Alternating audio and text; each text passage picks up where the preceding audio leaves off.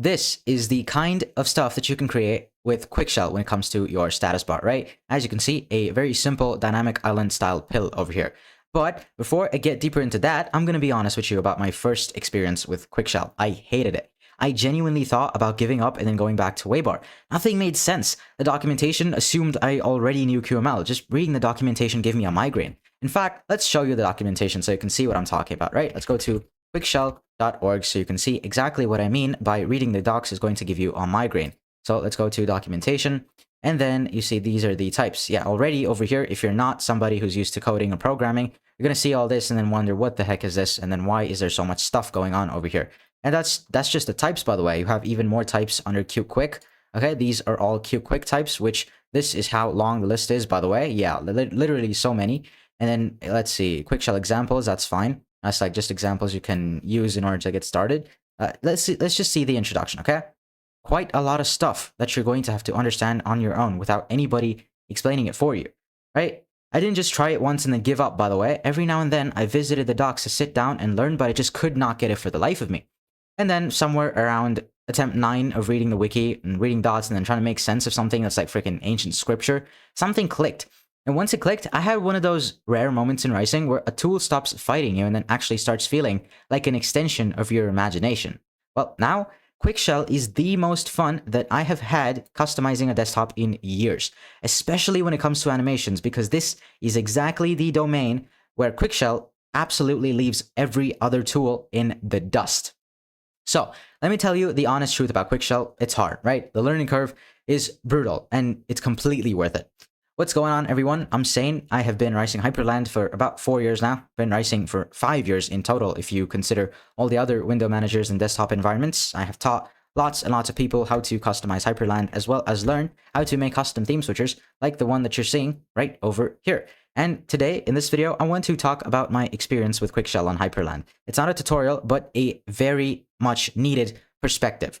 I want to tell you what the learning curve actually feels like, why it's actually worth pushing through, and then what makes Quickshell such a joy to use once you're past the initial wall. Because I think a lot of people quit during that first week and then never get to the good part. Okay, so let me not sugarcoat this, right? Quickshell is fucking hard to learn. You're not just, learning a new config format, right? You're learning to program. Quickshell is built on QML, Qt's declarative UI language, and QML is a real language with real concepts, components, properties, signals, bindings, layouts, state management. If you've never written code before, you're learning programming in a UI framework and desktop shells all at the same time. That's a lot. And the documentation, while good, assumes a baseline. It tells you how Quickshell's APIs work, but it doesn't teach you QML from scratch. So if you don't already know QML, you're cross-referencing Qt's documentation and Quickshell's documentation and a dozen example configs simultaneously, trying to assemble a mental model from fragments. The first few experiences, and to be honest, days, feel like just banging your head against a wall. You'll write what looks like correct code and then nothing ends up rendering, maybe because you missed a color property or the layout, you haven't defined implicit height or implicit width properly, or just some crap like that, right? And that's pretty much going to be, the experiences of every average beginner. You'll get errors that don't tell you anything useful. You'll copy something from an example config that's not going to work because it depended on 3 other things that you didn't copy. It is frustrating. I'm not going to pretend that it isn't. But here's the thing about that frustration, right? It's the valley. It's the dip between the local maximum of Waybar and the global maximum of a custom desktop shell. Everybody who's now producing those jaw-dropping Quickshell rices went through the exact same week that you're dreading. The wall is real, but it's also temporary, and it's thinner than it looks. Let me describe the moment that it clicked for me, because I think understanding what changes will help you push through it. So for the first few days, I was thinking about QML the wrong way. I was treating it like a config file. You know how you just set values, like for example, font family equals JetBrains Mono Nerd font, and then you just set the padding and the background color along with the margin, along with all the other stuff that you would do in CSS. Well, you can kind of do that in QML, right? It kind of lets you do that. And so stuff sort of works, but then everything just feels rigid and then fragile. Then I understood the core idea of QML. It's declarative and reactive. So you don't tell it what to do step by step. That's something known as imperative programming. This language is declarative. So you just describe what things are and how they relate, and the framework keeps everything in sync automatically. You say this text's content is bound to the current volume, and then from then on, you just never update that text again. Whenever the volume changes, the text changes automatically because you declared the relationship and not the action. Once that clicked, everything changed. I stopped fighting the framework and then started thinking in its own language. Widgets just became components that I composed together. State, that became something that flowed through bindings. My layouts actually became expressive instead of brittle. The same tool that felt impossible on Monday actually felt natural to me, quite natural to be honest, by Friday. Not easy, mind you, okay? Just natural. There's a difference. It was still work, but it was the good kind of work. The kind where every problem you solve teaches you something that makes the next problem easier. That's the turning point. The moment that you stop thinking of QML as a weird config format and then start thinking of it as a language for describing interfaces, basically, that's the point where things start to get a lot easier. Once you cross that line, Quickshell goes from your enemy to your favorite tool. Now, let me tell you about the single best thing about Quickshell, right? The thing that makes all the frustration worth it, the animations. Quickshell is built on something called Quick, and Qt's animation system is very cute and genuinely world-class. This is the same technology that powers polished commercial applications and embedded interfaces in cars and devices that you use every day, and it's all available to you in your desktop shell for free. In Waybar, your animation options are basically whatever CSS transitions GTK supports, right? Which is limited and often janky. In Quickshell, you have a full, complete animation framework. You can animate any property of any element, position, size, opacity, color, rotation, scale, literally anything. And you can do it with precise easing curves. So if I show you, this is the Bezier curve that is pulled straight from Google's Material 3 spec, okay? This is one of the curves from there. You can also not just define Bezier curves, but then you can also define spring curves, which was the newest introduction when it comes to animations on Hyprland specifically. You can do a lot of stuff. If you want a panel that slides out from your bar with a smooth deceleration and then a slight bounce at the end, just a few lines of QML. Want notification pop-ups that fade in while sliding up and then scaling slightly? That's trivial. If you want your workspace indicators to animate their width when the active workspace changes, that's also trivial with a spring curve that feels physical and alive, right? Combining the two together, yeah, that's also pretty easy. Quickshell does this beautifully. And here's the part that makes it a joy, the iteration speed. Because Quickshell hot reloads as soon as you save, right? So let's make a simple change over here, okay? Let's find the color, okay? That's the easiest thing that we can change. Let's go to text. Text, so you see colors.fg. I can change this to something like colors.blue. Okay, and now as soon as I write the changes, as you can see, this is what the color looks like. Or maybe I should keep this as colors.fg, and then let's just go to the column, and most likely I'll find colors somewhere here. Okay, let's look for, where's that? Let's see, color, there it is, colors.bg1, that's the background. Now, inside of this column, you have a text. Okay, colors.fg, you can change that to something like blue. Change it to blue, and then now, as you can see, that's what it looks like. It literally looks freaking amazing.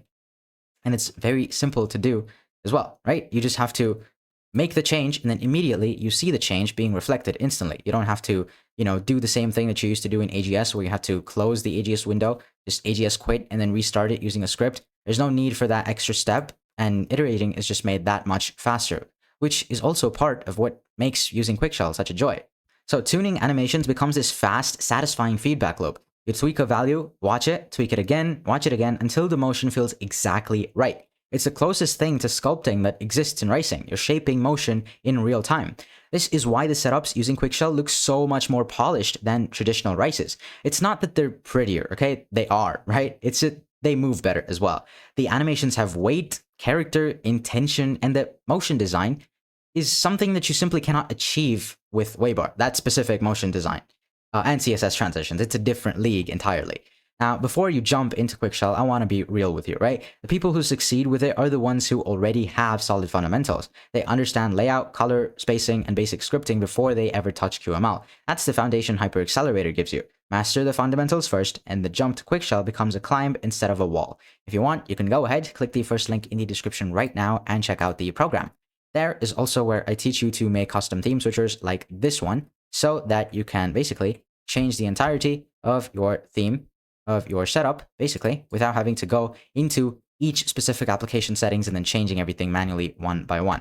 So if that's something that you're interested in, you can go ahead, click the first link in the description right now, and check out the program. Now, Animations are the headline, but they're not the only thing that makes Quickshell a joy once you're past the curve.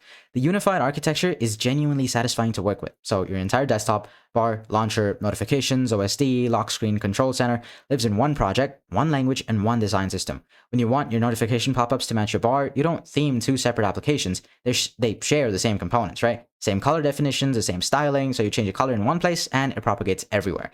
There's a coherence to it that the duct-taped multi-tool approach can never have.